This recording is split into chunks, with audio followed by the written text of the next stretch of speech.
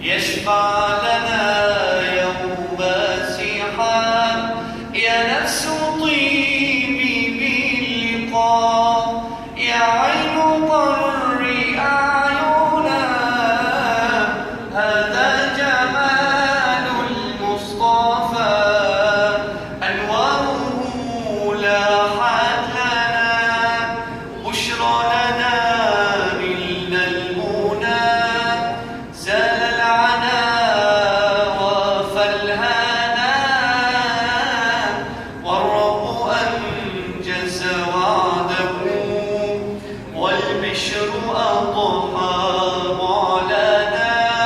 صل عليه دائما في كل حين ربنا، وآله وصحبه أهل المعالي والوفاء.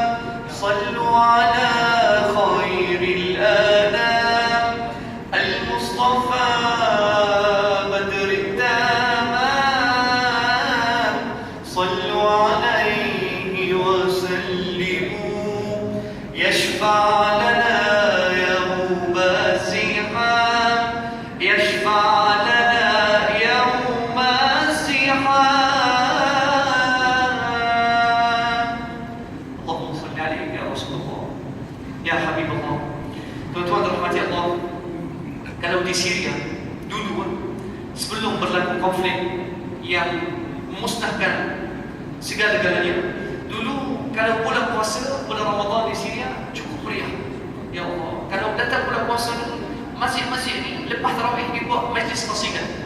Ya Allah, bukan seorang, 10 orang duduk pagi dia buat qasidah.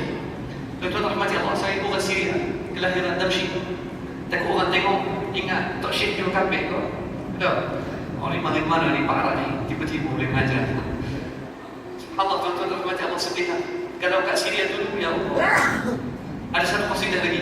InsyaAllah kita banyak qasidah hari ni, malam ni. Semangat sebab speaker sedap.